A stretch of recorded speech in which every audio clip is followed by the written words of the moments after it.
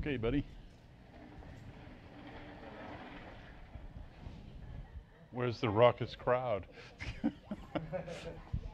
Oh my.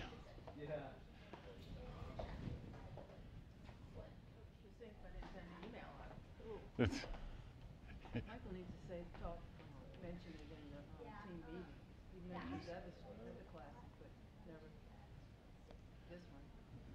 I thought this one, was it not emailed out or? yeah, we email it because nobody else will. It's on the calendar, but there's no advertisement.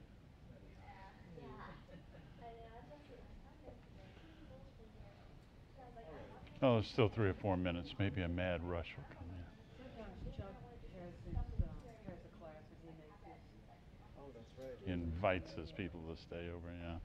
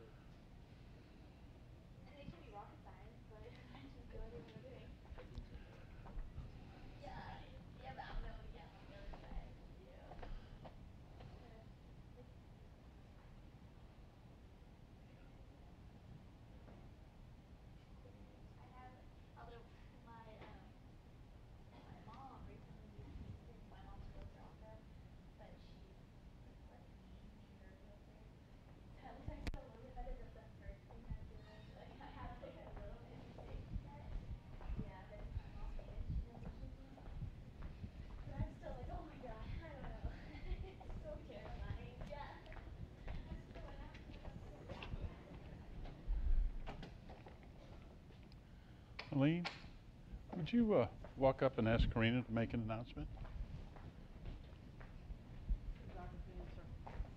Yep, and social picks.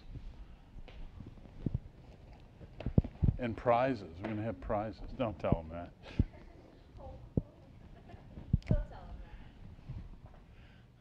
There will be prizes.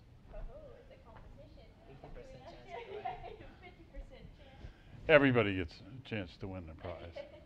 All you have to do is participate at a minimal level. And you have to sit over toward the middle. Don't have to, but Actually, I would rather sit in the middle because you can't see much over here. yeah. I came in late. Forever to get here this morning. Where do you have to come from? I live like Kirby in West Alabama, and normally it takes me 15 minutes to get here, but it took me like an hour and 20 minutes today. It was? Hello and welcome. I'm well, thanks. Make yourself comfortable. We're right about to start. We were waiting for you. Thank you.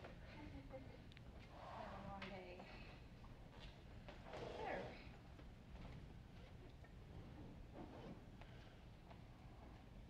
We're going to do photography for realtors and Circlepix and social pics.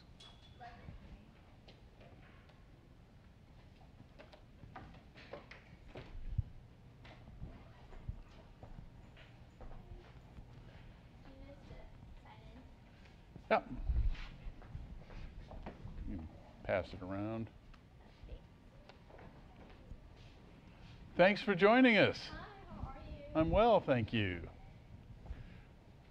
We'll do introductions. My name is Pat Welsh, and I'm an agent here at the office. I'm not a representative of Circlepix or anybody else, but just another agent that's part of our agent leadership team, and I'm here to help people learn things. And a lot of the stuff we're going to talk about today, in the early stages at least, is pretty simple and obvious, except that a lot of people don't get it. So we're going to try to, I'm sorry? I don't get it, so yes. Yes. Well, some of this you're going to look at and say, well, I knew that, but in any case, we want you to.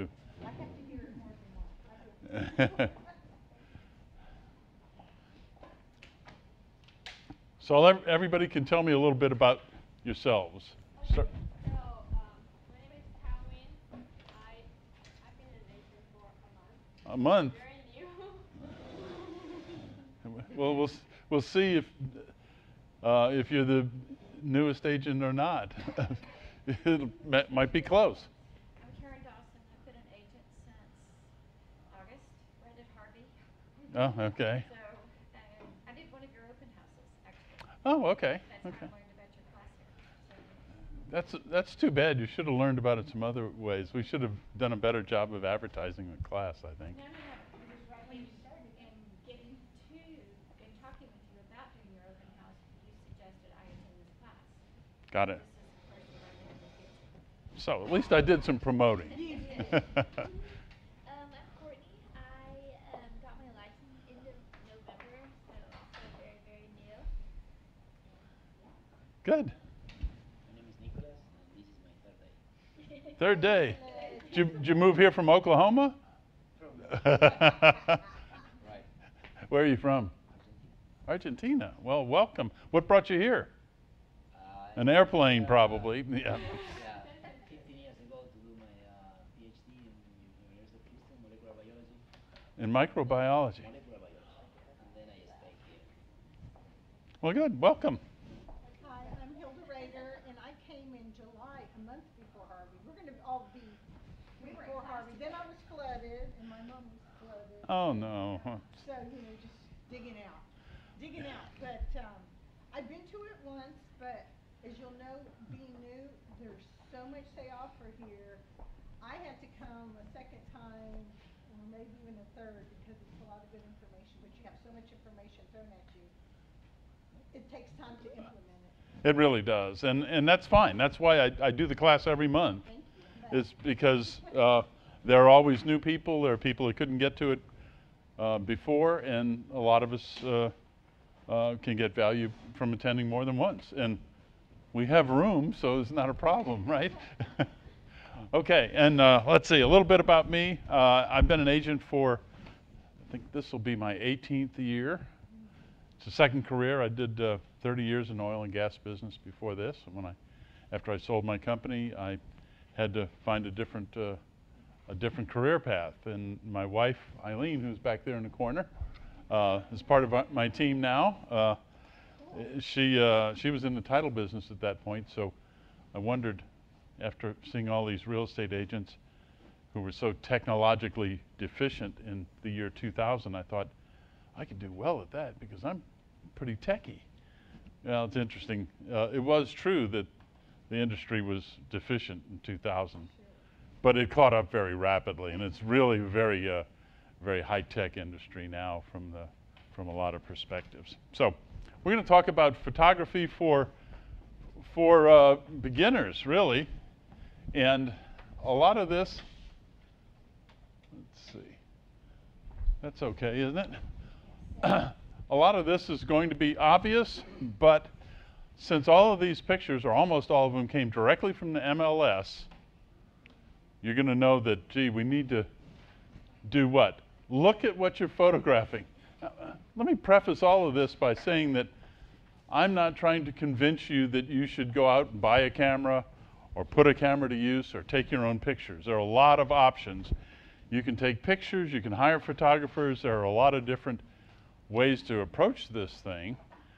Some of this I'm going to approach just from the view of what people put out there. Now, how you get there, I'm going to give you choices and options around that. So pay attention. Gee, look at this picture. This is somebody's lead picture for a real estate listing. It is a broken up driveway with a garage door.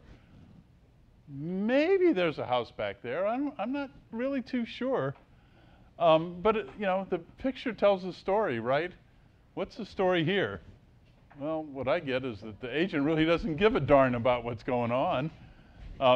This is a really old picture that I took. This house was one of my listings. This house had a broken up driveway and had cars in the driveway, and we couldn't get them out of the way the day I was taking pictures. So I just moved over here and got a different angle on it, and it kind of looks rustic and sort of attractive. That was the best picture I could get, but wow, what a difference. I take lots of photographs when I take a listing. These are all right from the MLS. Okay, so some stuff going on here, but you really can't tell what. We saw that one. this is actually the front of the house, I think, with a driveway that comes in, but I don't know what all that is. I don't know who took the picture, but I'm sure if you gave me the world's worst camera, I could get a better picture than that, just by trying a little bit. And this one's not so bad, but we don't want to put extraneous stuff. We don't want the date. We certainly don't want your name or any advertising on it. That's an MLS violation. But there aren't any rules that say you have to stand straight in front and take a head-on picture. You can stand wherever you want. It doesn't have to be a picture of the front of the house even, but you want to use some common sense. Speaking of common sense or the lack thereof, really, from our MLS. Gee, you're not supposed to put the date there. What is this? What's the story that this tells you besides a man lives in the house, right? Other than that, not much. Don't do that. Of course you wouldn't, but somebody did. In an attempt to sell a piece of real estate? Really? Oh, sorry. I suggest that whether you shoot the pictures or you hire a photographer, that you make a reference record of the property. And what I mean by that, especially if you take your own pictures, like I do a lot of the time, I take 100 or more shots. I take pictures of things that I know that I will never put on the MLS. For example, garage, laundry, bathrooms, kitchen, stove, sink, water heater, air conditioner, yard.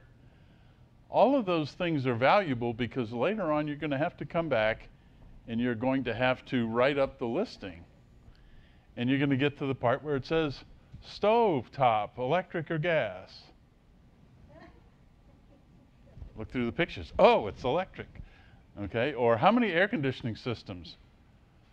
Well, if you went outside and you took a picture, you've got that. So there are a lot of things that you won't remember about a listing that you might have captured in photographs that are going to help you.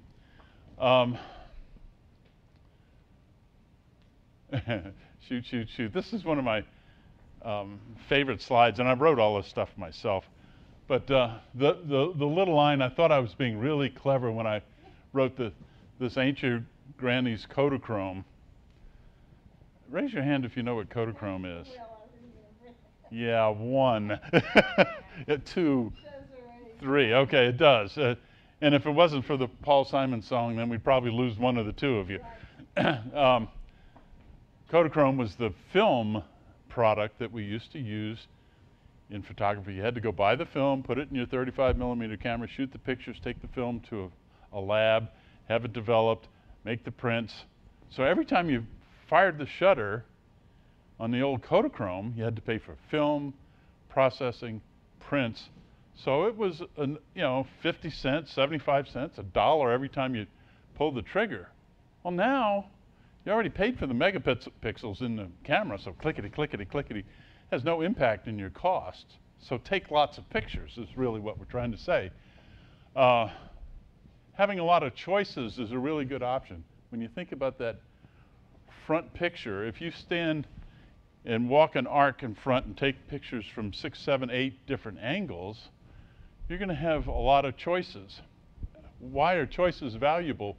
Well, let me tell you one of the things that relates to going back later and freshening your listing. Today's marketplace, houses are staying on the market longer than they used to. As an agent, what's the most likely thing you're going to do 6 weeks down the road when your listing hasn't sold yet? You're new.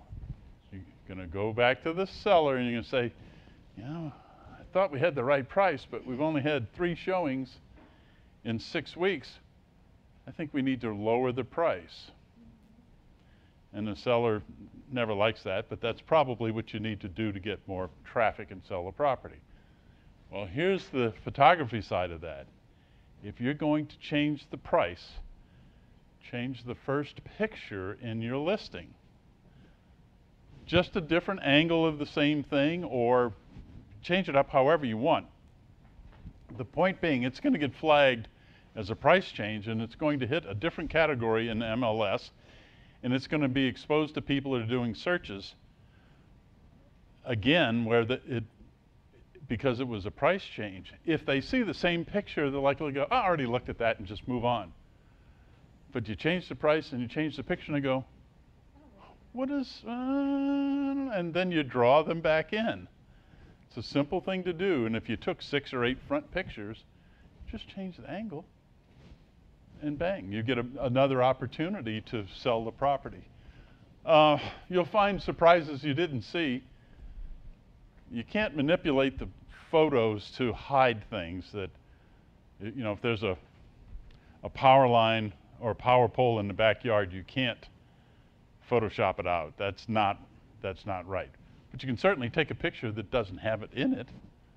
Okay, so make sure that you use those opportunities to see things you didn't see, change things that, and take the focus away from some potentially negative things. House, neighborhood, pool, and facilities. Who's the primary decision maker in the family for most real estate purchases? Women, the wife. Why is it like that? Well, there are a lot of reasons, I suppose. But the wife is the caretaker of the children, right? If you've got a house and a block away there's a little playground and a park and a swing set and a teeter-totter and a thing that kids can climb on, and mom's stuck in the house all day long with a 3-year-old and a 4-year-old and a 5-year-old, and she can take the kids a block and they can run off all this energy and they can slide and they can wear themselves out, and she thinks maybe if we do all of that they'll sleep tonight and I can get a good night's sleep. What kind of impact do you think it has if you have that park and you present that picture as part of your 32 pictures on the MLS? Well, it has impact, it has power. And you lose power the same way by having that park and not telling anybody that it's there. You just miss an opportunity. And it's easy to do it. So if you're going to take the pictures, you can do that yourself. If you're going to hire a photographer, tell him, hey, buddy, you need to get down to that park and get me some pictures of the park for my listing. Don't just come to the house and take your 32 pictures here at the house and skip that. I need that park, or I need, if you're close to Terry Hershey Park out here in West Houston, get something of Terry Hershey Park in your suite of photos, or anything else. You got to be careful with, when I say anything else. Churches and some other things, well, you got some biases in there that you need to be careful with, but there are lots and lots of opportunities for neighborhood points of interest. So don't miss them. If you take anything from this class, neighborhood places of interest is important. Use post-production software. If you hire a photographer, he's going to do this for you. If you shoot your own pictures, you're going to want to crop and color balance and brighten perhaps and do some things with it. There are lots and lots and lots of tools for this. I'm an Apple user, so Photo on my Mac has all the tools I need. If you're a PC user, there's Aviary and a bunch of different tools. So find whatever suits you. It doesn't have to be complicated. It doesn't have to cost much or anything. You don't have to go out and buy Photoshop for $400 so you can crop pictures. There's plenty of tools to do that. So keep the costs down, but make sure that you have the picture framed in such a way that you get the most out of it. Here's a good one. Make the client prepare the home. I have a business partner. Her name is Lindy Chappell, and she's a really good agent, really smart, really hands-on. She'll go to her client's house and say, oh, we're going to take pictures, but you forgot to pick up the laundry. So she'll pick up their laundry, she'll wipe down the table, she'll declutter, she'll do all this stuff for them. And that's part of the way she is, and she can't change, and she shouldn't. She's very successful in doing that. That's not my technique at all. Let me give you my listing presentation spiel. I can do it really, really short. You ought to be able to do this if you're in an elevator and somebody says, oh, what do you do to list houses? I take great pictures, I put them all over the internet, and I help you price the property right. And if we do those 3 things, we can sell your house.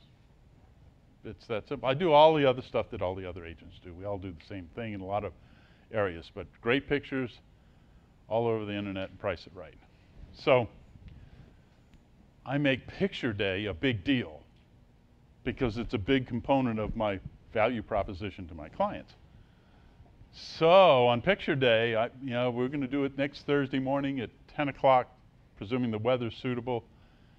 So you need to have the house clean, decluttered. You have to get the pets out of the way. You have to have everything ready to go. All the windows and blinds have to be open so the sunshine can come in. All the lights are going to be turned on. And we're going to be ready to go when we show up to take pictures. And I get them excited about it. Well, there's a couple points of value to that. One is it makes it easier for me to go take pictures, or the photographer that comes in. The last thing you want to do is have to move stuff around and take a task that takes 45 minutes and make it last 3 hours. You just don't want to do that. And the other thing is it helps your clients get the right mindset for showings. And you tell them, this is what you do for showings. You open up the windows, you let in the light. So, that first Saturday that comes along after they've listed, and there's 4 or 5 showings, they're going to know what to do to get it ready. And this whole client preparation, I think, is part of that process. We're going to talk, if I can make this thing work. Gosh, come on. A little bit about cameras. We're not going to spend a lot of time, but there are a number of things you need to know about. This is what I refer to as a point-and-shoot camera. How many people have one of these laying around at home? Yeah, a lot of people do. I shot my real estate pictures with this very camera years ago for a while, and it served me reasonably well. It's relatively inexpensive, $200-ish. You can buy them. This one has it's a W290 from Sony. It's probably not available anymore, but the W means that it has a wide angle component. We're going to talk about wide angle and why it's important. But it's nice because you can put it in your pocket or purse, you can carry it around. It's easily available, and doesn't cost much. However, if you've got an $800,000 listing and you're going to go take pictures with this, your client's going to look at you and go, nah, that's not what I was expecting. So make sure that it's appropriate. If it's a $89,000 condo, yeah, you might well get by with something like this. All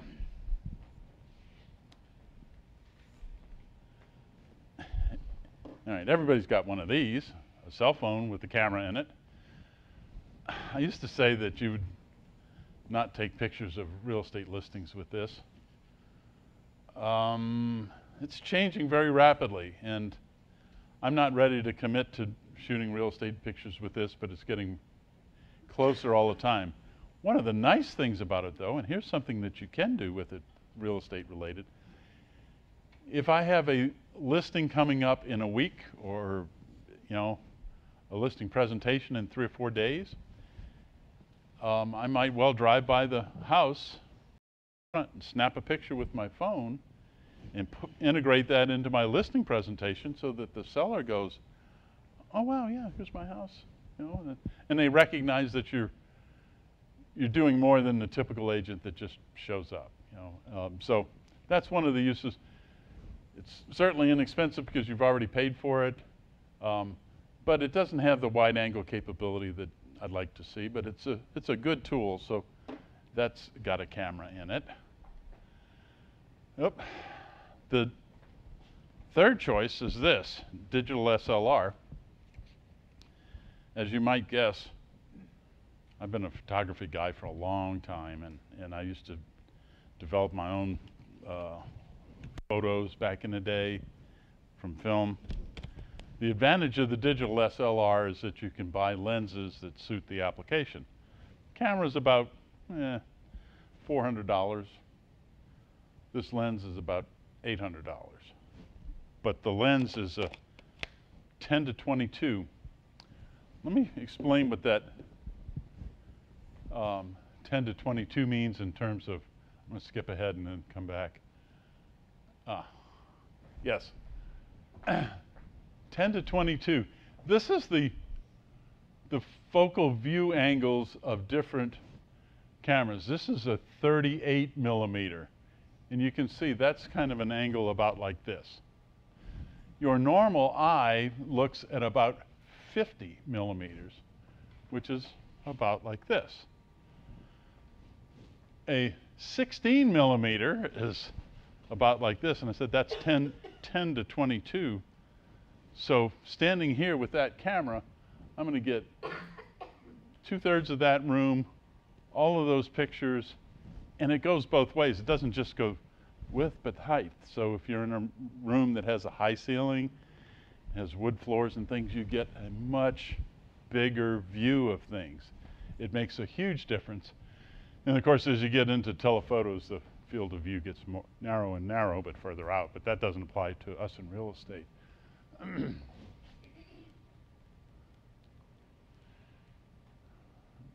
Trying to get back this. Okay, digital SLR. It's expensive.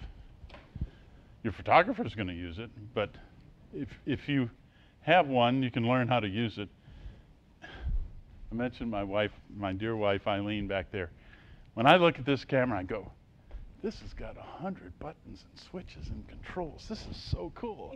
And she looks at it and goes, oh my God, who wants to fool with all of that? So people are different. If you're intimidated by 100 switches and settings, don't go get a digital SLR and take pictures. It'll just drive you crazy.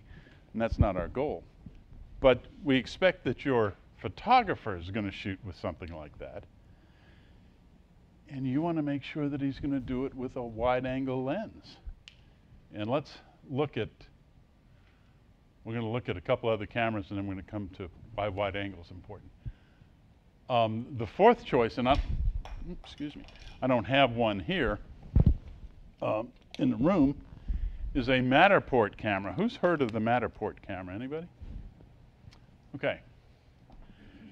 Our team leader, Michael Bossart, was at a convention a couple years ago, and I must say without criticism, but it's kind of amusing that Michael is attracted to new technology. And this Matterport camera takes 360-degree pictures. It actually is an automated camera. It sits on a tripod. You go in the other room with an iPad and trigger it, and it takes a 360-degree picture. So you move the camera around, you get all these views, and they get chained together. Let me give you an example of what that looks like.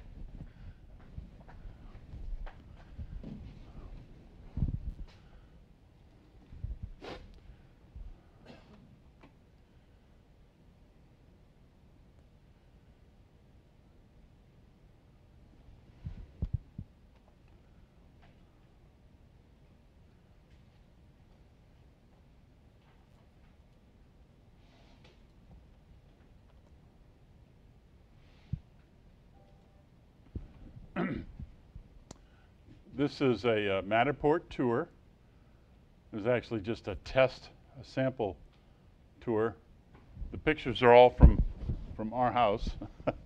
But notice how you can walk through the house just with a click, and you can see the different rooms.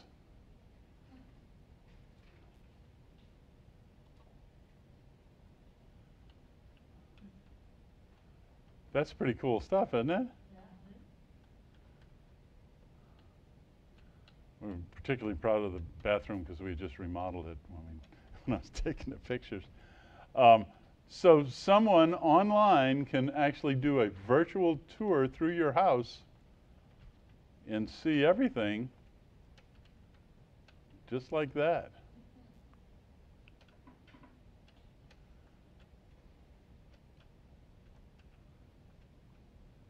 It's easy for me because I know where I'm going, but okay, so here's the point of all of that. When you take the regular suite of pictures for your real estate listing, it will accommodate 32 shots. You can supplement that with a Matterport tour, which will be much more comprehensive, and that can reside in multiple places, including the Houston MLS. So a user can see, oh, virtual tour, listing, click, and they can go right into the Matterport tour and they can see all of that. That's pretty cool. Now, when we start talking about cost, a typical 32 picture photo shoot from a real estate photographer runs $100, $125-ish. Matterport tour would be in addition to that, because you still have to have the 32 still frames. And it's about that much more again. It's 100, depends on how big the house is and where the house is. If the team has to drive more than 25 miles, there's a little extra charge for that. If the house is above 3,000 square feet, there's an additional charge for that. But it's might be 150, 175. But the Matterport tour, if you've got a pretty nice house, may be a good investment. And keep in mind that a lot of buyers in the world today, in Houston today, come from other countries. And the guy that's got a Matterport tour, so that somebody that's sitting in Mexico or China or Europe can virtually walk through the house, carries a lot more weight than if you just had 32 pictures.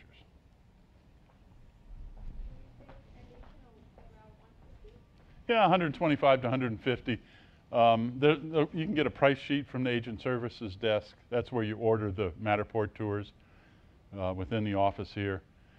And it takes them a few days to gear up and get out there to do it. But it depends on the size of the house and the location.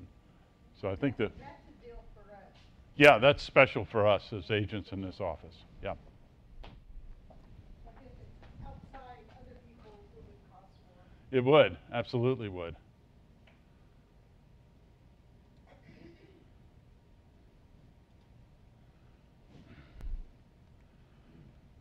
Here's some of the, let's see, I think I even have the price sheet. $100 up to 3,000 square feet, $25 in addition for every additional 1,000 square feet. 10-mile radius is free. $25 outside of 10 miles, an extra $10 outside of 30 miles, that kind of stuff. It takes time for them to drive. So that's Matterport. That's pretty cool. I don't know of any other real estate office that has their own camera. And I think we're very fortunate. There are other things that it does. It'll give dollhouse views of the house. It'll give a floor plan. It does a lot of different things, but the main thing is it allows you to virtually walk through the house. So that's point and shoot, cell phones, digital SLR, Matterport, and there's one more. And that is drone photography. Now this is only going to be applicable if you have a particularly high-end listing. Oops. A high-end listing that has land associated with it or a big pool or something noteworthy, you can hire a drone photographer to come in there. And it also will do interior pictures, and we've got a little video I'll run. This is only about a minute long, but the girl's pretty, so we might as well watch it. This, the king of drones here is actually an agent in our office. And this is his thing, is shooting drone views of property. You can see that the camera's moving around on the inside.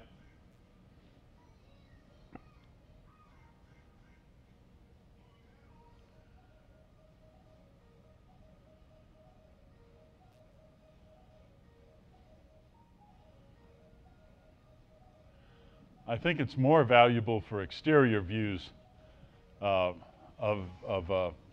different noteworthy properties.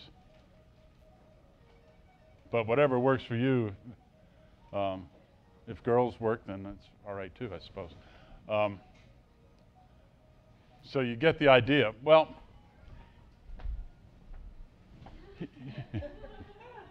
here.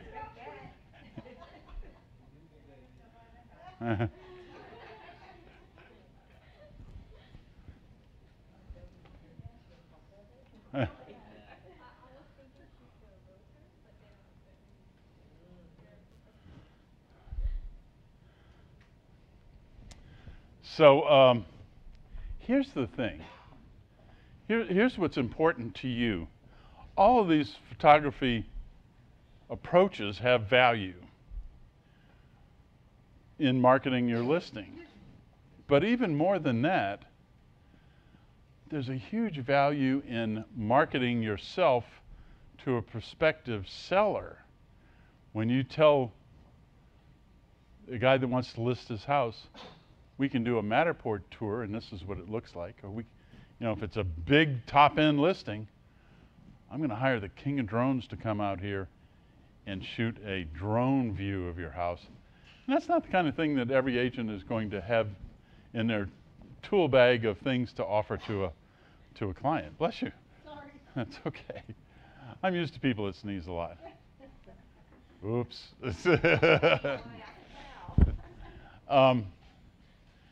You can make it all part of your value proposition if you want. You can steal my very words if you want to, which is what?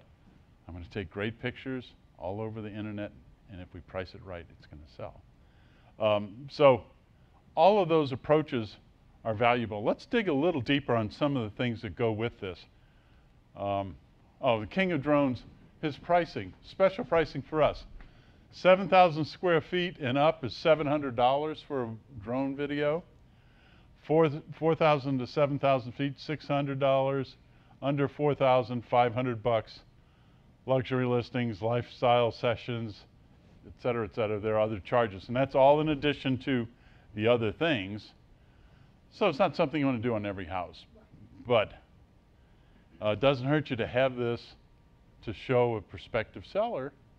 You know, if they've got the kind of house that would have value for this, that you'll do it. Okay, wide angle photos. I can't say enough about how important this is, and we're going to look at some examples that is going to drive it home. We looked at this slide already. Remember that digital SLR is 10 to 22, so it's even wider than the widest one on this chart. These pictures are actually from our house, taken with those three cameras, or one similar, the point and shoot, a cell phone, and a digital SLR. Look at the difference. This is an older iPhone, an iPhone 5. That just looks like a cluttered up, cramped room, doesn't it? Standing in the same place with a different camera. This is that Sony point and shoot camera right there. It opened it up quite a bit, right? When you go to the digital SLR with that 10 to 22 wide angle lens, suddenly the room looks gigantic, doesn't it? You can see the ceiling, you can see the fireplace, you can see all the windows, and it's got a lot of big furniture in it. But let's look at a couple other examples. That's pretty similar. Let's go to the next one. This is a dining room. The color rendition on the old iPhone was terrible, so that was a lousy picture. This is a little better. You can see some hardwood floors. But look at the difference, standing in the same place when you take it with the wide angle lens. And it's the same lighting, right? Yeah, everything's, well, it's a little different because in this one I turned the light on and for some reason it's off on that one, but the overhead light. But the room looks dramatically different. It looks gigantic here, doesn't it? And I didn't change the room, I only changed the camera. Different angles, same kind of thing. You know, it just looks huge comparatively. Would you mind turning the ringer off on that, please? So that's the big difference, is you get to see ceilings, floors, stuff that you normally wouldn't be able to see. So even if you're never going to go buy this and invest $1,000 or more in a digital SLR, you can certainly talk to the photographer you're about to hire that's going to go out for $125 and shoot your pictures. Are you going to shoot it with a wide angle lens? Because I want that wide open feeling, and most of them are going to be able to accommodate that, but you want to check on that. This little guy is not cooperating. HDR, high dynamic range. I don't want to get too deep and too technical, but I think this is worth a couple minutes to explain to you. HDR photography works in such a way that when the exposures are taken, it takes 3 exposures, one underexposed, one properly exposed, one overexposed, and then puts them all together.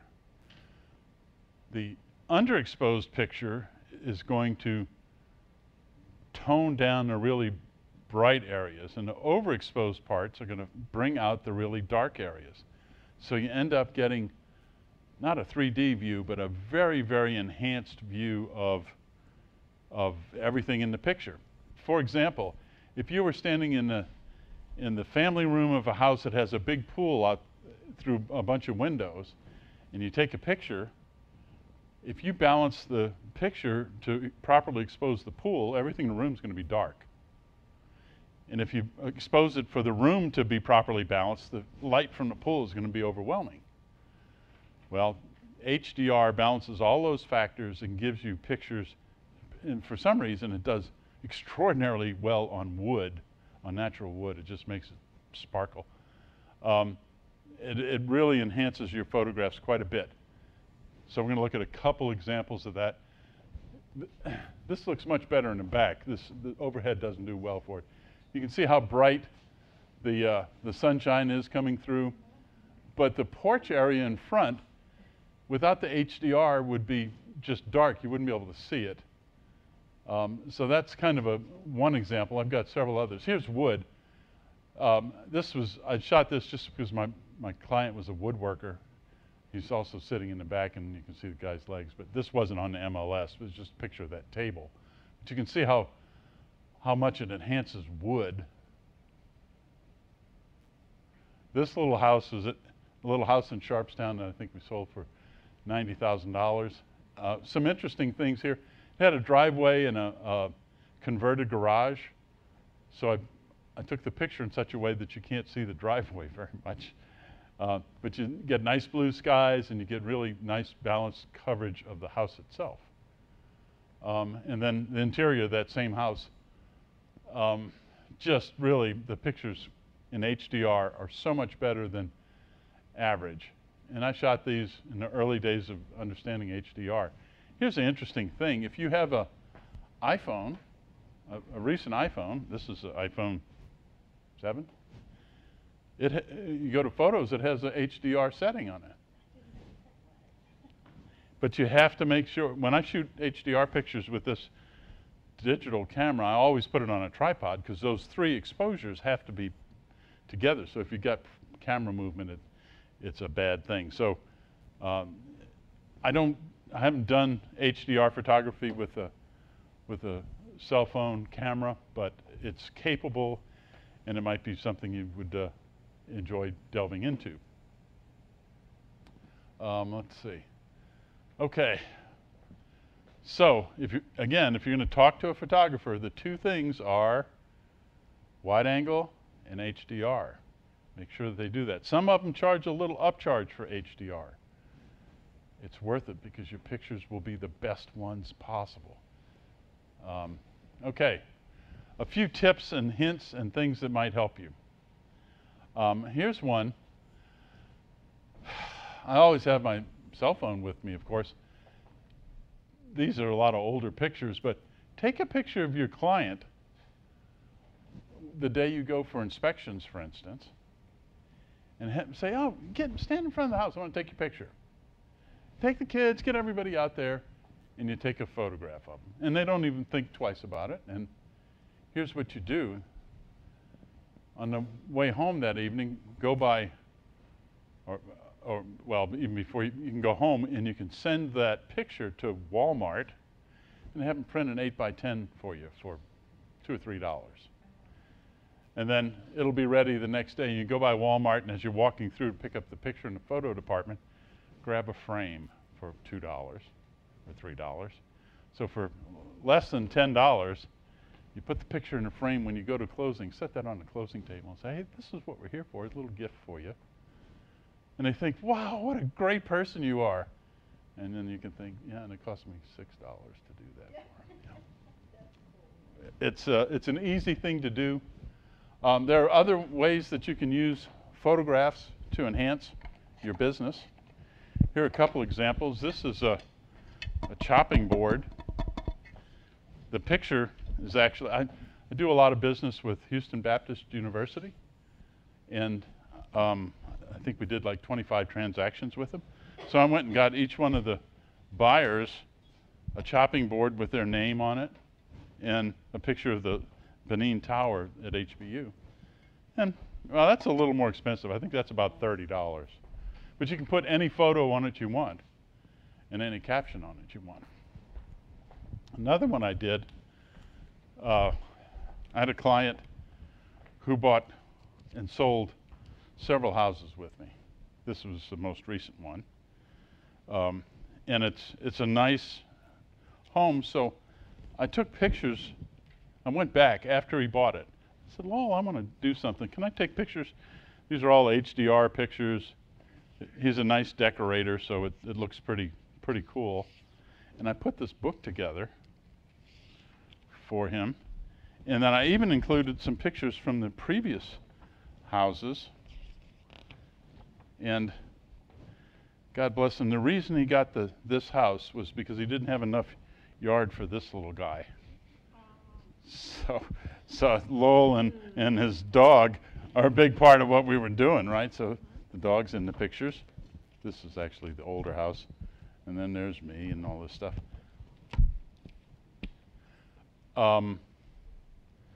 Took me an hour to shoot the pictures, sent them to Walmart. I went online and put the book together with what pictures I want to wear and what color backgrounds and all that sort of stuff. I think it was $14 to put that thing together. I gave it to Lowell and he loved it. We go to his Christmas party. He invites us to his Christmas party every year, a bunch of people, and he always has the book laying there on the coffee table. Yeah, and he always introduces me as his realtor that he worked with when he bought his house. And I was like, yay. So, and he's referred a number of people to me too. So, very little cost, high impact, easy to do. One or two more little tips. Closing gifts. And this has got very little to do with photography, but it's a good tip for new agents. Everybody wants to buy closing gifts for their clients, for their buyers. I don't give closing gifts to sellers, only to buyers. A housewarming gift, if you will. In the beginning, when I was new, guess what I used to give people? Gift card. Who said it? You did. Very good. You know how long they remember you gave them a gift card? The time it takes to drive to Lowe's or Home Depot or Target to cash it in. A week later, a year later, they don't remember who you are. Guess what I give people? Clocks, yes.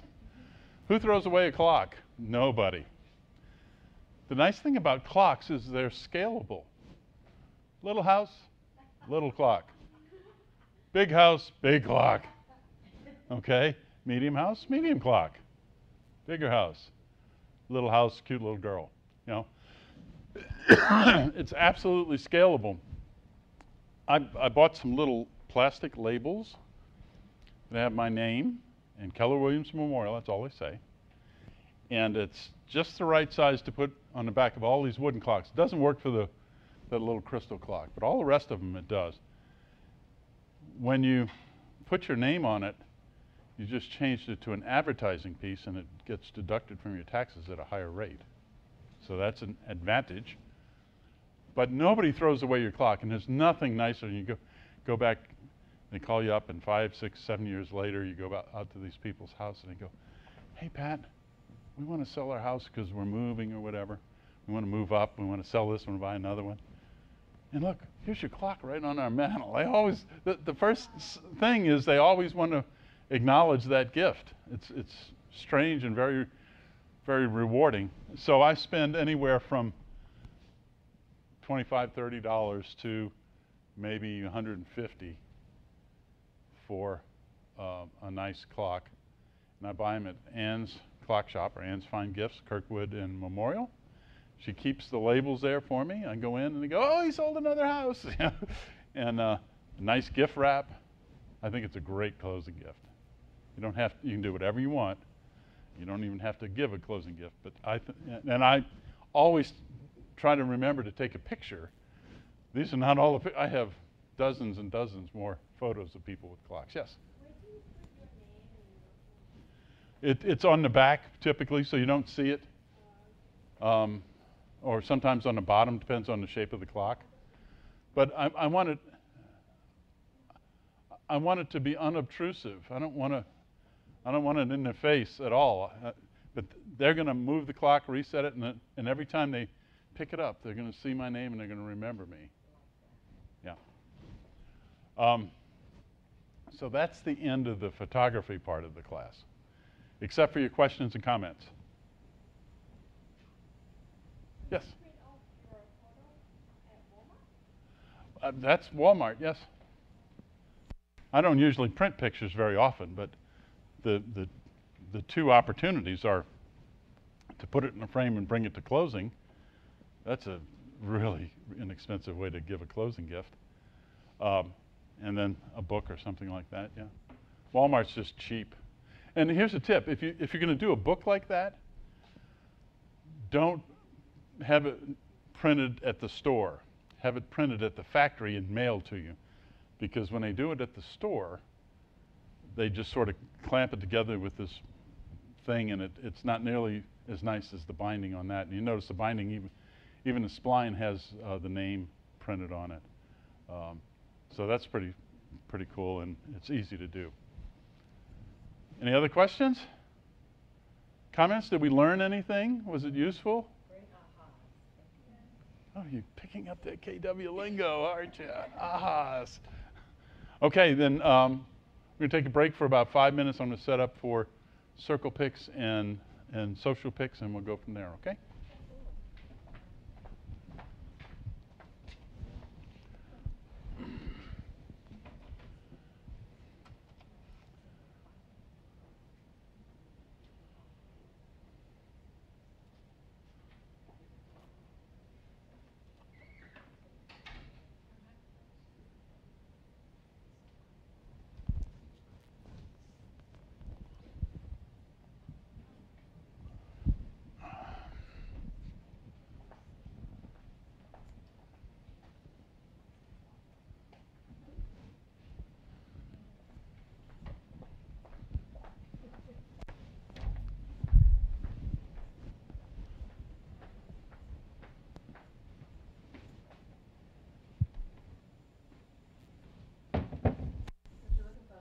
Yep.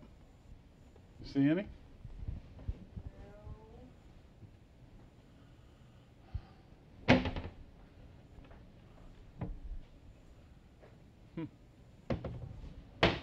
Yeah, I see one right there. Oh, thank you.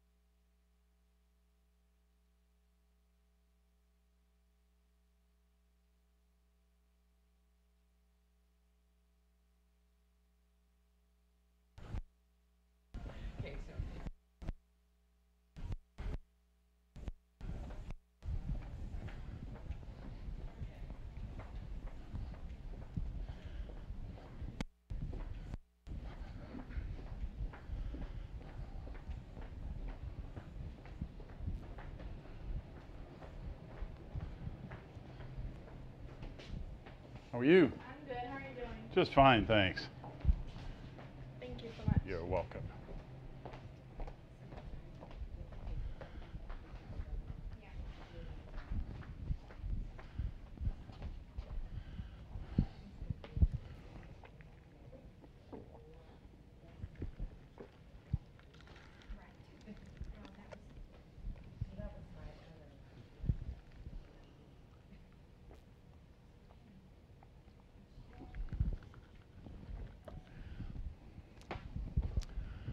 Okay, are we ready to start on Circlepix?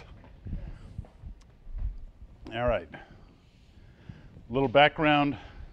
Oh, thank you. We're going to talk about the way you sign up, log in, and all that in a minute. But first, I want to tell you what it is so that you understand why you might want to sign up. Circlepix does not cost you any additional expense as an agent, other than the $7 that we each pay every month for the full suite of Circlepix and Socialpix.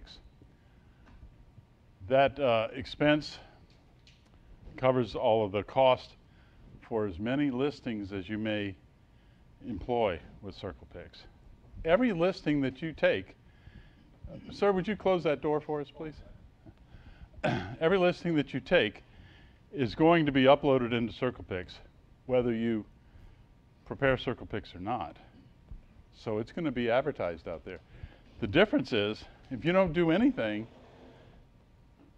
it's not going to know who you are. It's just going to be a listing floating out there with no connection to you. If you spend a few minutes setting it up one time, and as long as your information doesn't change, it stays the same, and every listing that you ever take will be linked with a tour, with a YouTube page, and with a variety of other tools that make you look pretty special.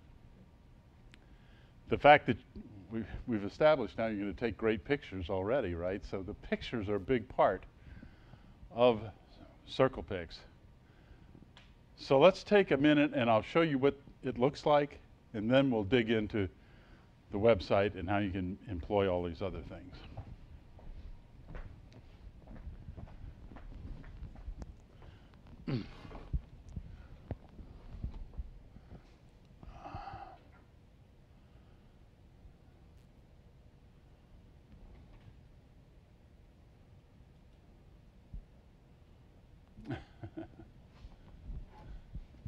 Isn't that always the case?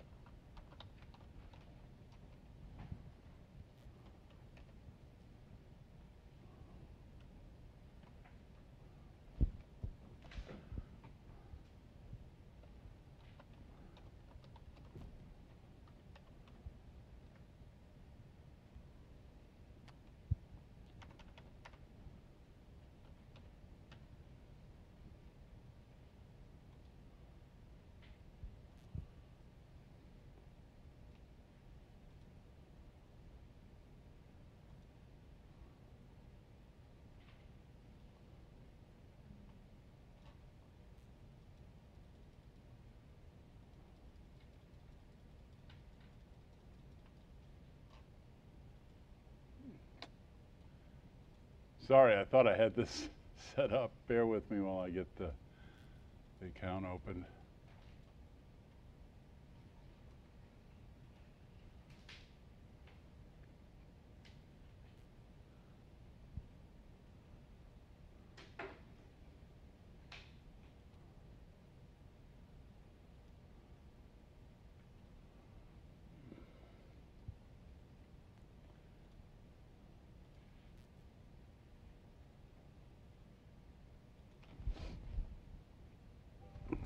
This is what the Circlepix tour does for you. It gives a really nice suite with all of the photographs. It plays some music in the background. I'm going to turn that off for the moment. It allows you to do a gallery presentation where all of the photos show up. By the way, this is done with HDR photography. Can you see that some of these pictures are pretty special? But in addition to just the photos, all of the information about the property follows. So this has been sold for some time, but the price was $350,000. There's the address. The property details comes directly from your HAR listing. So you do not have to input the photos. They get pulled from HAR. You don't have to input the details. It comes directly from HAR. It has a place for your biography. Now, a lot of you guys are new, but raise your hand if you have a written biography. Okay, 2 of us do, 3 of us do. That is a crucial component to your business presence, not just on Circlepix, but on HAR, and you'll find, and on your web page, and many, many, many other places. So take the time, here's your homework. Take the time, you should be able to do it in an hour, to write something about yourself that would make people want to do business with you. When I first wrote mine, I had not been in the real estate business, but for a few days. But I'd been in the business world. I had a life. I lived somewhere. I had a wife. I had a home. I was an Astros fan. You know, all that sort of stuff goes in there. So I was a technology geek sort of guy. So put all of those, put whatever it is about yourself that would be interesting and useful to a prospective buyer or seller. And get your biography written and get it in here, get it in HAR. And what I do is I have it on my web page. So whenever I need to get my biography, I just go to my web page and I copy it and then paste it wherever I need it. Crucially important, I think. You'll notice that it has a place that says schedule a showing or visit my website. If somebody clicks schedule a showing, it gives them the opportunity to put information about this property, about themselves, related to this property, and sends it to me, right? Which is pretty cool, because you get what? Working leads from that. View my listings gives the opportunity then for the prospective buyer or seller to see other listings that you might have. You can put them in there whether they're active or closed, and yeah, that's it. With a couple clicks, they've switched to a different listing, right? Property details are there. View the listing. Mortgage calculator is in there, so they can calculate what their cost would be for a mortgage. The printable brochure isn't the tool that you would use as an agent to print brochures for an open house or an advertising campaign. It's for the user to be able to print the brochure at home, and they'll have a brochure on your property right at their printer. So it formats it and does everything for them with photos and everything else. And guess what happens when they put their name and their email address in there? Say again? Yes, you get a notification. These are the prizes. You're welcome. So it's nice to be able to get leads, right? I'll explain what you do with that sign writer in a moment. There's information about schools in here, which is really useful. One of the pieces of information that I'd like you to take away from today is that when it comes to schools, there's an opportunity for you to encounter some very specific exposure to mistakes. If you were to have a client that says, I want a house in Barber Bush School District because that's where I want to send my kids. and you find a listing that says Barbara Bush, and you sell them the house, and then they move in and go, wait, this is zoned to Ray Daly. Well, yeah, it said on the listing that you have to independently verify. Well, you didn't tell me that. You don't want to find yourself in that situation. So I refer any school questions, all the school stuff, to the client with a statement. Make sure that you independently verify the school, because things change. And it might have been correct when the agent put the listing in there, but I want you to be able to know with confidence that you're going to get the right school. So call up Barbara Bush and ask them, hey, if I live on Mandalay Street, am I going to be zoned to your school? And this kind of helps, because this gives a lot of school information too. And it gives you the opportunity, if you're talking to somebody, to make that statement. It gives you weather. It gives you driving directions. So if they put their name and their cell number in there, guess what happens?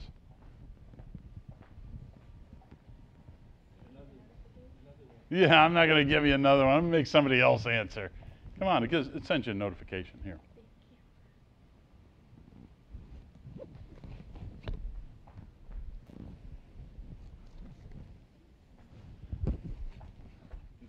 You're welcome. I need one more. So everybody's got a sign writer now, right?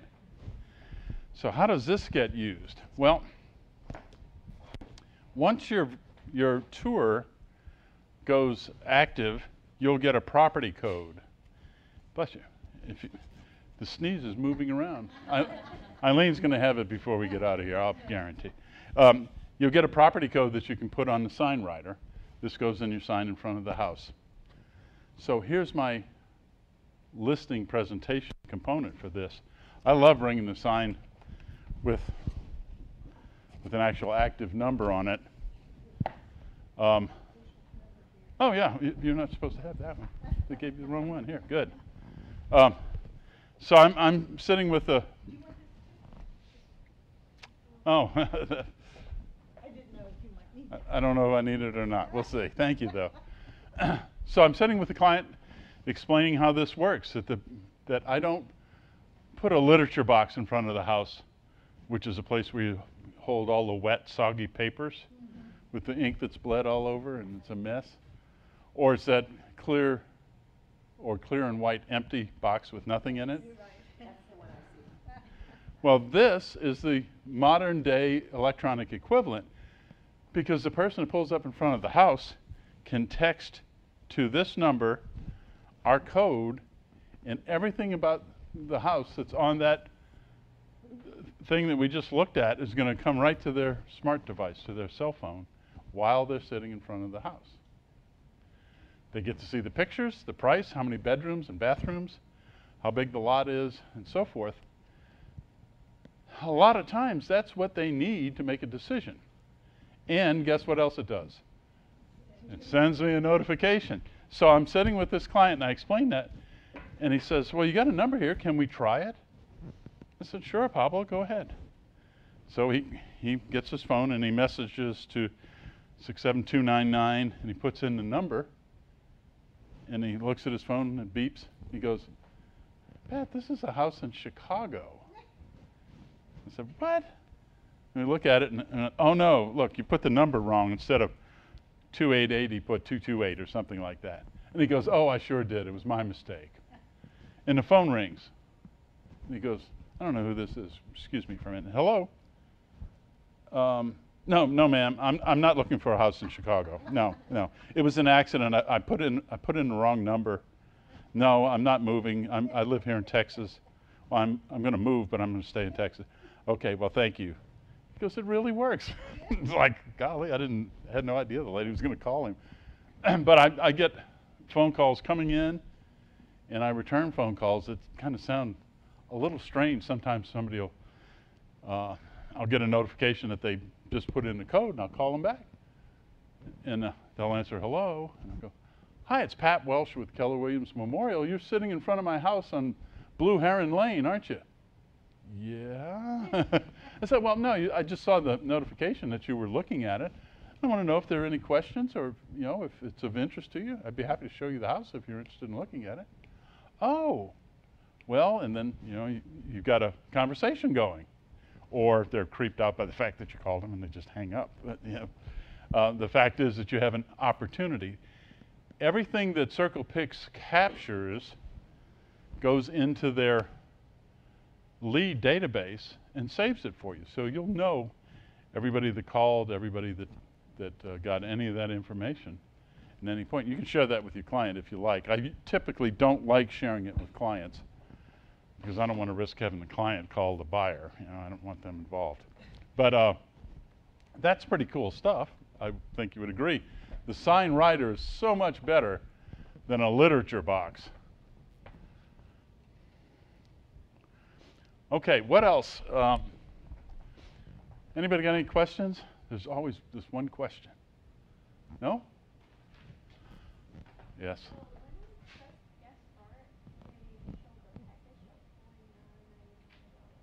Yeah, I haven't gotten to how to do that yet, but I'll get there in a minute, and it's not going to cost you any of that. You're not going to pay a nickel more than you already pay. But I'll get there in just a bit. So one of the questions I get is, well, who's going to know about this? Who's going to see it besides people that pull up in front of the house? One of the things I always do is I buy the URL for the street address of the house that I list. So when I take a listing, if it's at 815 Maple Street, I go to GoDaddy and I check to see if 816maple.info is available, and if it is, I buy it. I'm sorry? I don't even understand what you're saying. I'm so sorry. And then some of y'all probably get it, but I don't get this. Okay, no, we'll get you there in a moment. What was your question? Oh, my question was the cost for GoDaddy. $3.17. Good investment. Okay. $3.17. And you can buy, presuming it's available, and it usually is, .info is the key. If you buy a .com, it's liable to cost you $12 or $15. But a .info is $2.99 plus some fees. It is a website address, ma'am, that is the street address of your property. So when somebody says to me, hey, Pat, what's new in the real estate business? I can say, go to 815maple.info and you can see my most current listing. Because I can usually remember a lot of my listings. Okay, but I'm not going to remember Circlepix 285ZZ254, you know, some cryptic number. So it's a short address that'll allow the user to go directly from 815maple.info to this on their computer. Okay, you with me? So I think that's incredibly valuable. So how would you use that? Oh, let's say you could use it as part of your email signature. You can email it to your sphere of influence. You could give it to your seller and have them send it to their sphere of influence, which broadens it out. If you have a group or something for which you have email addresses, a church group or something of that nature, you can put it there. If you're on Nextdoor, whatever the Nextdoor thing is, you can post it there. You can find a lot of different places where you can put that short, succinct address, and people are going to find your listing. And again, I think the greatest value you'll get, I hate to say this out loud, is the persuasive approach of presenting this to a prospective seller to get the listing in the first place. A lot of things can happen that are going to help you sell it, and it might be this, it might be any one of a dozen other things, but none of it counts unless you get the listing in the first place, does it? Yes? And if you sell it, do you just go in and delete the website? I typically don't. I just don't worry about it. Okay. And then it's good for a year, Okay. and then it'll expire on its own. Okay. Sometimes I will do other things with them, but usually I just let it sit there. You know, if somebody goes and looks at it and sees my listing and calls me about it. And I say, oh, that one's sold, but I have others. Okay. You know, there's no bad publicity, right? So there, yeah, I don't particularly worry about There's that. no like rules or whatever to, because you have to, I don't know. No. I'm new. In the world of mules, there are no rules. Yeah. Yes. Here's another thing that I've done. And y'all have computers open. You can do this if you want. You can go to patslisting.info. I'm Pat, right? patslisting.info. And it's going to pull up a Circlepix tour. Right? Anybody got it yet? Yeah, okay. Now, if I didn't have a listing or if I didn't remember 815maple.info, I can certainly remember my name. And we can hear all this wonderful music. Yeah. All right, so I didn't pick the best music. Pardon me? Can't even get it. So, is it PATSINFO? No, it's .info. patslisting.info. That's right. So here's the deal.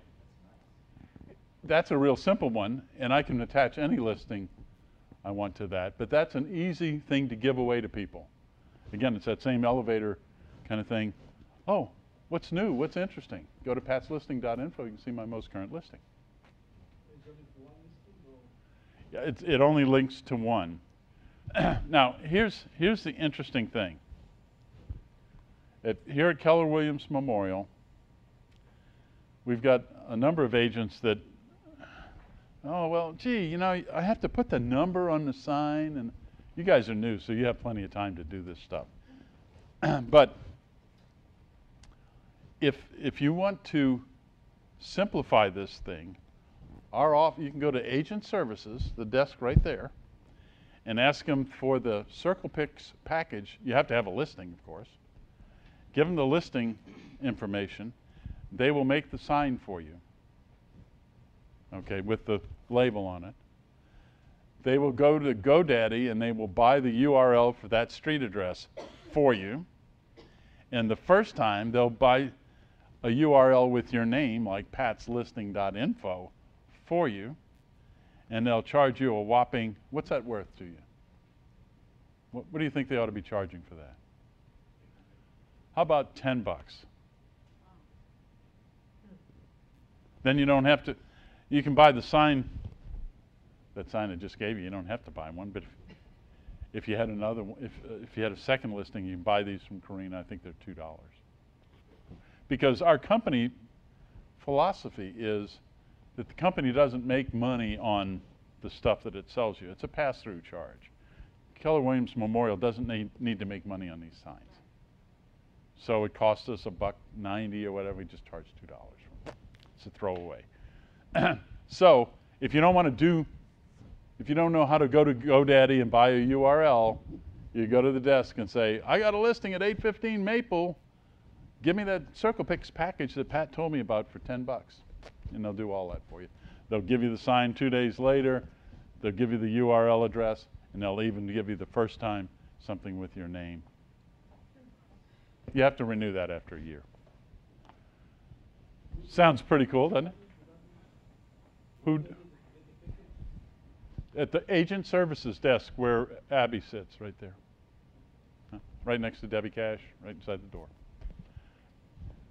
Couldn't be easier than that, could it? See, if you said this last time, I can remember. See? It's so much information. Thank you.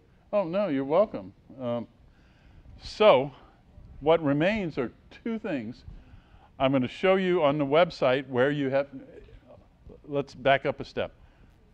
Don't try to do this while I'm talking about it. Just make a couple notes. It's simple, because if you try to follow along, you're going to get hung up, because if you don't have a listing, you're not going to be able to get into this thing. Here's how it works. HAR has your listing, and it has your email address. Circlepix links up to HAR using your email address to connect. If you have no listing, there's nothing in HAR, there's nothing for Circlepix to hook up to. if you have a listing and you're having trouble getting it going, there are two things you can do. The easiest of which is, on most of these pages with Circlepix, the support phone number is right there. Call them up and they'll help you through it. But if you call them up, tell them we have a corporate account for Keller Williams Houston Memorial. I'm not going to sign up for anything else. I'm not going to pay you $49 because I already paid for it through my office. Make sense? All right, so let's look at how easy this is going to be.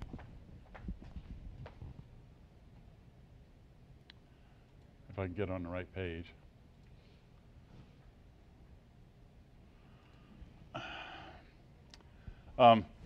Once you have a listing and it's hooked up and you go into Circlepix, the first page is just the login page, and it'll take you right here.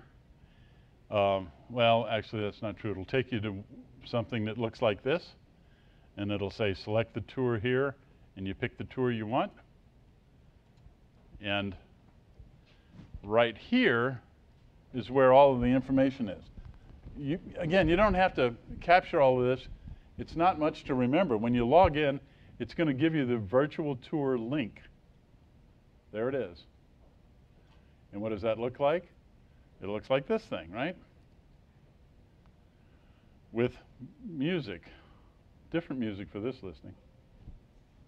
Oh, and this one, by the way, has a description of the property. The current ones do that. 63 square feet. Features 4 bedrooms with 2 bathrooms. So you get the idea, right? I didn't record any of that. It's all done in an automated fashion. So you don't, all you have to do is put your personal information in here. And here's how you do it. You open this guy up, you go over here where, well, excuse me, I'm on a corporate thing. I have to get to my personal agent page. And there's a place right here that says Agent Setup, right? Under Manage Agent. And guess what? 1, 2, 3, 4, 5 steps is going to present you with all of the things you need to fill out in order to do this thing. So we've all done this many, many times. Agent information is your name, your phone number, your email address, your fax number, your brokerage, your website, and down here at the bottom, your social media sites. And that's important, and we're going to talk some more about that in just a minute. Go ahead, ask me.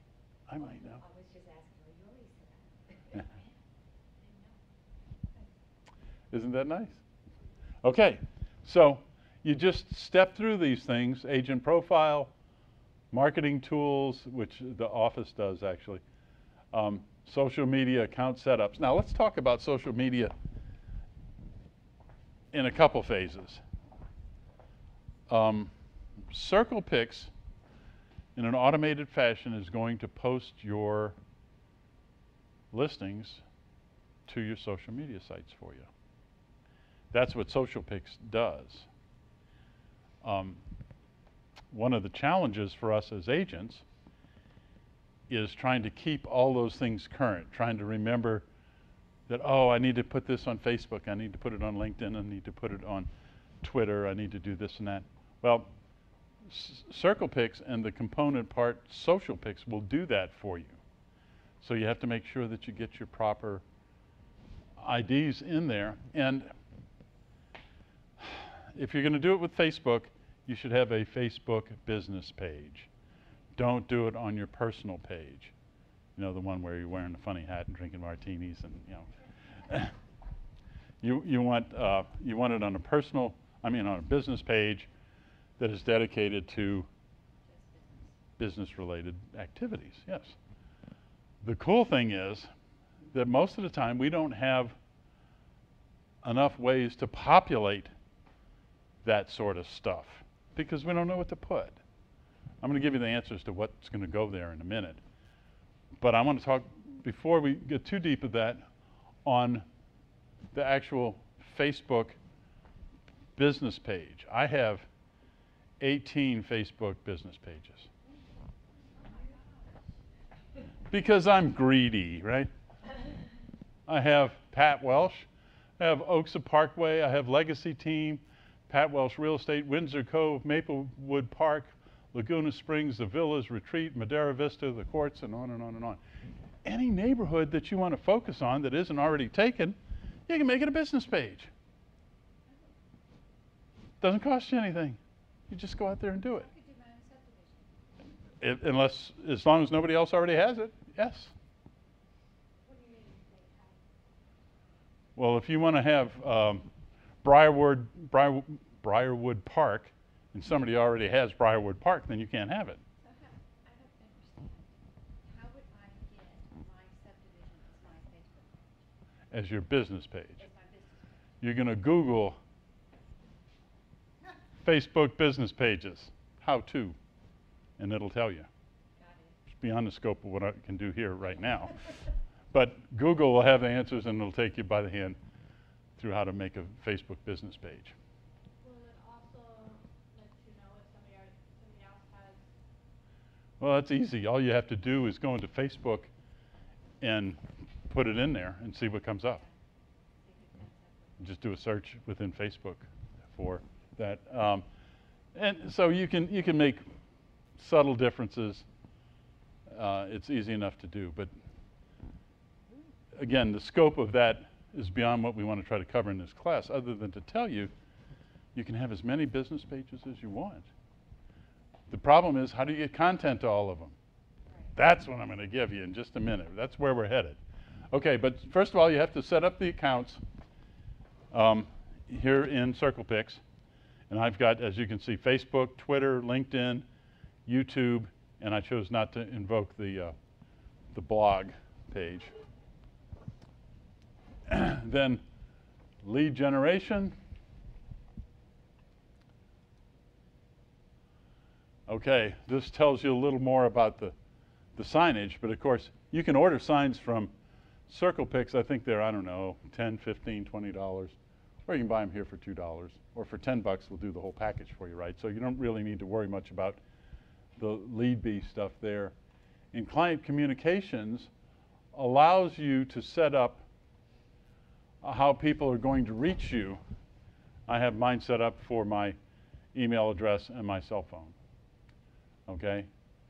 So once you go through and you do all 5 of those steps,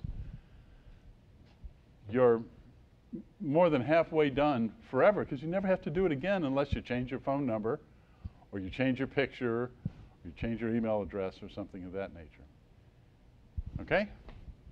That's pretty darn simple, right? Also in here, under Manage Agent, you're going to see something that says Social Media. This is where the big gun is. Now, let me tell you that many people and companies have Circlepix, but they don't have SocialPix component, which is relatively new. And I think the Market Center paid north of $3,000 to get SocialPix invoked for us as the agent community. So we all have access to this. And let me tell you that there are 3 main components to SocialPix. One is that it's going to post your current listings. 2 is it's going to post marketplace listings, which are other listings from agents in our office. Because if you're a new agent and you don't have any listings, you can post other people's listings. That makes you look like you're doing business, even though maybe you're not doing too much yet, right? And then the third component is, I forget what they call it, but it's articles of interest. It's informative information on a wide range of subject matter that gets posted to your websites automatically. All of this is automatic. Once you set it up, You never have to go back and touch it. So I'm going to show you what some of these look like on my sites live.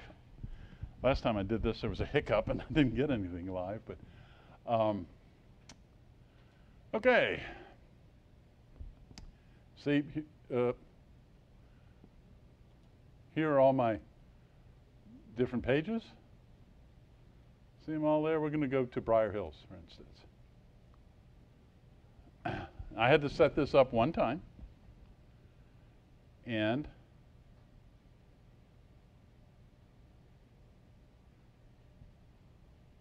here's a Briar Hills modern furniture reinvents the traditional Venetian apartment. You know how much I've studied Venetian apartments? I have no idea what a Venetian apartment is. Is it an apartment in Venice, Italy? I don't know. Click. Go directly to the article. Oh, how nice. Okay. Modern furniture, blah, blah, blah. Nice pictures, professional article. Wow, Pat, you're really on top of things with this Venetian apartment. I don't know anything about it. But that is, you would admit, I think, reasonable, relevant content for a business page on real estate. And then on the side, we've got some trending things, and you can click on any of those, okay? And then when you close it, you're right back to Pat Welsh, Keller Williams Memorial, my phone number. Go directly to the article, you know, find out what your home is worth. You get it, right? Back to this page. I hate that listing, so I'm going to skip it. Wow, here's a nice listing at 11118 Sherwood Forest Glen Drive. That's not my listing. That's a marketplace listing. Okay. But you didn't, I'm sorry. Go ahead. You didn't tell it to list that for you. It just showed up, right? I did tell it when I set up marketplace listings one time. Got it. But it's just going to continually populate every one of those 18 web pages, web sites, Facebook sites, with this kind of content. But you don't necessarily know which other listing is going to be shown that day. I don't. I can set a range for price and area. Okay. But somebody calls me and says, "Hey Pat, that house at 11118 Sherwood Forest Glen Drive, I'd like to see that house. That looks really nice. Can you help me?" 398, 888. You bet I can help you. You darn right I'll help you. I'll help you every way that I can. But I don't know anything about that property. So, is that disingenuous? Yeah, it's advertising, right? But pictures, similar listings, brokerage of record, Keller Williams, Emily Kung. I don't know Emily, but it's, you know, it's a marketplace listing from our brokerage. With me? Anybody seeing any value to that? Yes. Piping Rock, 77077. At least I know where that is. Building a lifetime of positive financial influences, the simple dollar. Yeah, I don't know anything about that. That looks good. And somewhere along here we'll hit on one of my listings.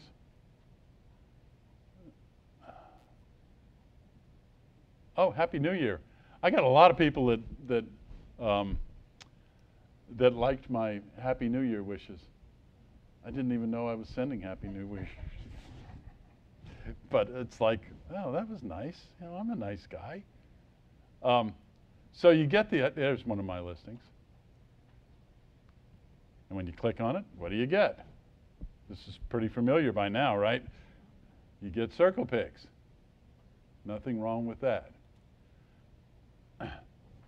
So the value is, I think, evident to all of us because we all want to have lots of content on our Facebook pages or our Twitter feeds or our LinkedIn site or the blog. I don't use that blog. I use a different blog, so I don't get connected on that. But, you know, there's lots of value. Is there a question? Yes. Please. So the other day, Marilyn had a presentation about, using Facebook for advertising and having to have that IABS form. Do you know if that applies to this, or since it's not like your direct listings, it doesn't apply, or? To the best of my knowledge, it doesn't apply. But Marilyn knows a lot more than anybody else in the history of mankind. Oh, no, I forgot I'm mic'd up. I forgot. So you're saying that if I have a listing and then it gets put on somebody else's Facebook page, and my client has said, I don't want it on Facebook, how does that work? How can I keep it from being put on somebody else's page? Well, you don't have to port your listings to Facebook. You can just take it off. You can disconnect it. You don't have to use any of these tools. That's your choice. So how can you undo one and not all the rest? I don't know. You probably have to call Circlepix. I can't imagine either, because the goal is to get traffic and sell a property. Right. So anything you do that would inhibit that would seem to be counterproductive. But anyhow, this is a terrific way to drive traffic. I have a cousin, a real estate professional in Minneapolis, and I don't see her that often, but we email back and forth, and we talk now and again. And she says, "Wow, I was looking at your Facebook page. You're really killing it there in Houston, aren't you?" She says, "I see all those listings. How do you get so many listings?" Just lucky, I guess. You know, I don't want her to know that they're not all my listings, but it gives you. They are our listings. It's our brokerage. Right? We're part of that, so it's not particularly false advertising. It's ours. And same thing with all those articles. It's interesting how the people at Circlepix have teams of folks that select articles of interest. And as they do that, and as you set up your parameters, they're different. So not everybody gets the same thing on the same day. It's sort of rolled into a mechanism that keeps it interesting and kind of fresh. And it's all going to help in the number of hits you get and the number of SEO value that you get out of Facebook. So it takes a little setting up. And I'm going to walk you through a little bit of that, and then we're going to wrap up, okay? So I'm going to get back to Facebook. I'm going to go over here to social media, which is where I am. If you look at this calendar, you can see that the gray box here relates to articles of interest, and I post those on Tuesday, Thursday, and Saturday. My listings get posted on various websites, web pages, 6 out of 7 days, or 7 out of 7 days. The marketplace listings go, I've throttled that back to every other day. Okay, and then in the holiday for Happy New Year, okay, that's when that went out. I showed you that popped up on the thing. So that's sort of the calendar of all of the stuff that Circlepix is posting for me. And I can tell you that other than yesterday to check the functionality for giving this class, I haven't looked into Circlepix in 45 days. There's no need to. It does it by itself. But if you get, like a comment or something, you have to log on to see that, or do you have it text you when you get comments on Facebook? Facebook has a mechanism. I'll show it to you. I think I can. Where's So that you're following up Yeah. See this button right here? Every comment and remark that I get is posted there. So it's my responsibility to go look at it. When you look at it for each page. No, it gets bundled together. Does it? Uh-huh. Where'd it go? Yeah, this is all different pages.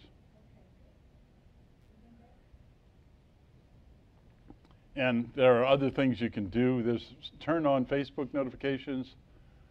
I don't even know what that is, but there's, again, I don't know everything there is to know about Facebook. Well, it's an email message, but it's too much.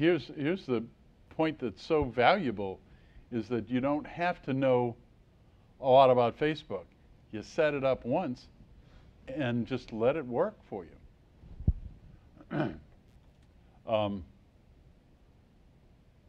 What else? We're going to get back over here and show you how to set this guy up. This social media dashboard is going to allow you to set up all of the components. Here are the engagement levels, the number of hits, and where they come from. Marketplace listings. You can see I'm getting 80 to a little over 100, 109 on January 6th. It's a lot of hits. I don't know what those people are doing. Some of the other stuff, not so much. When you get a new listing, you get a bump.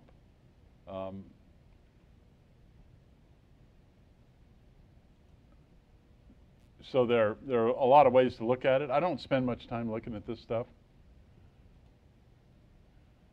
Here's all of my pages. You can see my price range is $150,000 to $1 million. And I post on Sunday, Tuesday, Thursday, and Saturday the marketplace listings. You set up holidays and so forth. There's a place to set up and connect the media.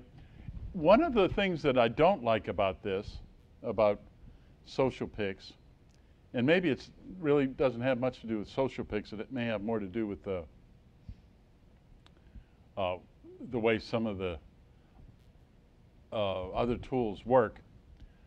But there are things called tokens in Facebook and Twitter and LinkedIn, and they expire after a certain amount of time. So you hook this thing up, and you'll get a notification that says token's going to expire in 5 days. You have to go in and disconnect and reconnect it to keep it active. And so it doesn't stay active in perpetuity, but it's not a big deal, you know. And again, if you look at this page, at the bottom right here, it says home, and then it says customer support, toll free, 877-390-6630. My experience is that Circlepix and Circlepix gets very good technical support. So if you have an issue, concern, you're having trouble getting hooked up, call them up, tell them you're with Keller Williams Memorial, we have a corporate account, and you need help, and they'll walk you through whatever you need. The account setup for each of those individual things is done here, so you can add and modify your connections. And there's all those pages. And Twitter and LinkedIn and YouTube. Oh, I didn't mention to you, let me go back. Let's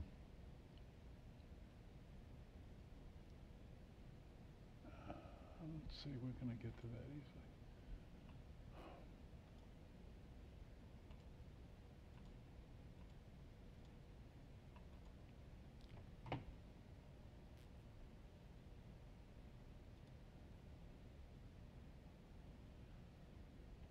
There is a spot, I may have to go to a different listing, that's an older one.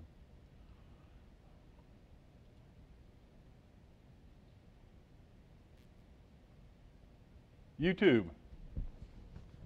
This is the way it's presented on YouTube.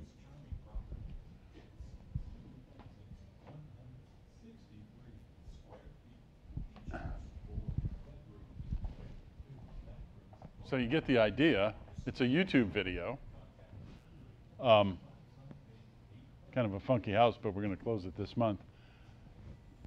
the fact is you don't have to do anything to create the video. It's done by Circlepix, and the link is there. So if you wanted to post, if you wanted to make your own YouTube channel with your own listings, you're free to do that. All you have to do is grab the address and plug it in, right?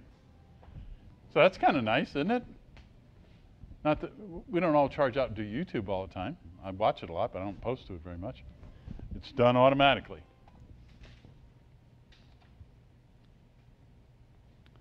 So, questions at this point?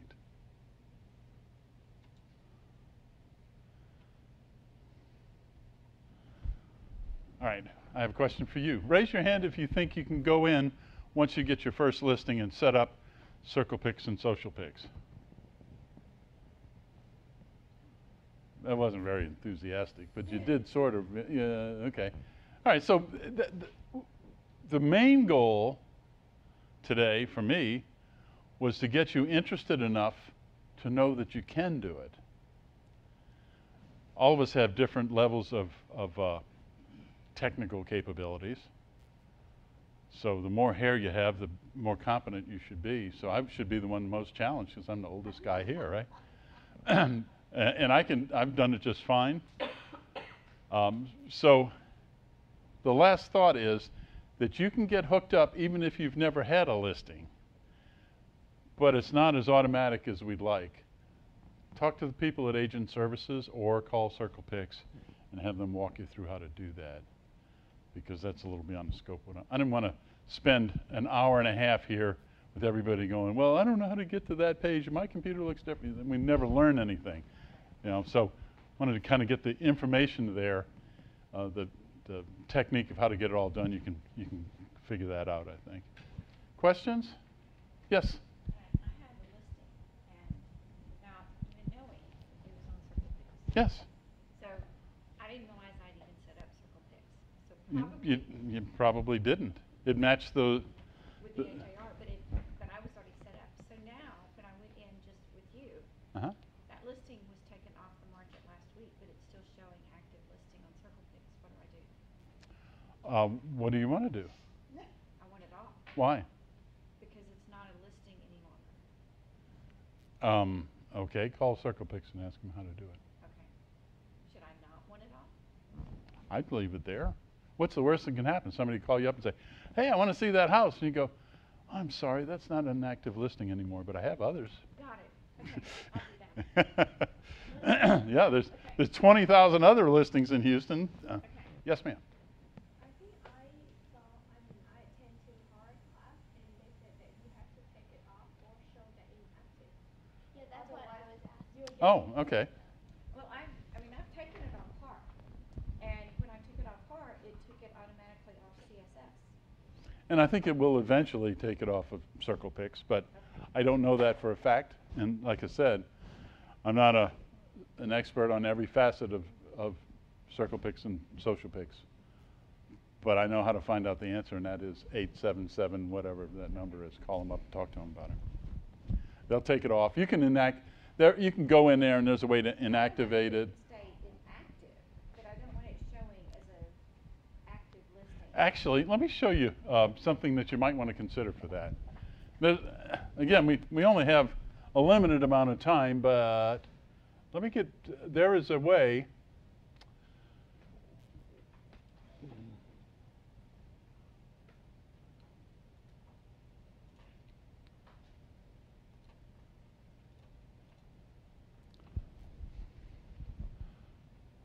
See this under listing, there's this thing that says mark as sold, etc. Right.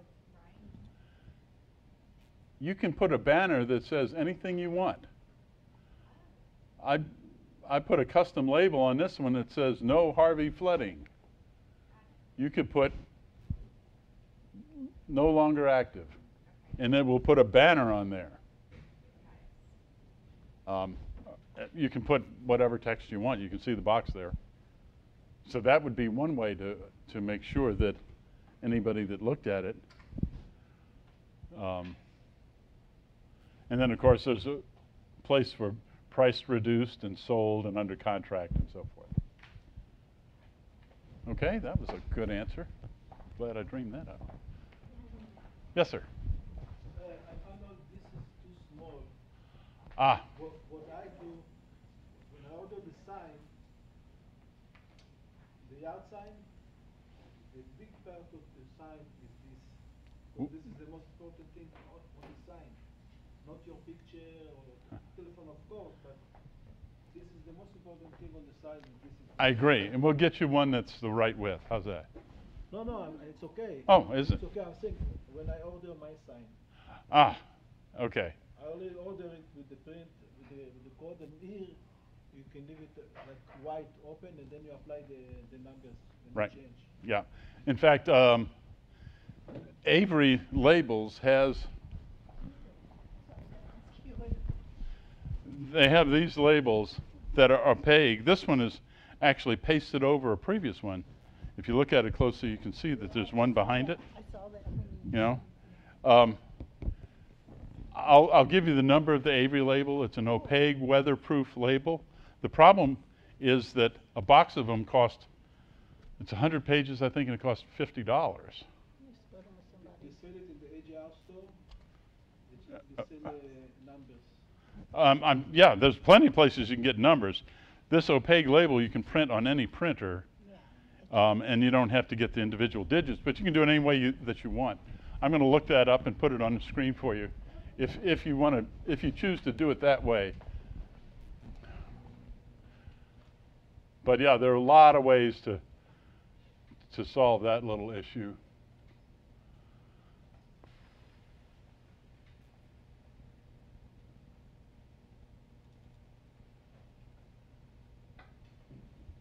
Oh, wrong one.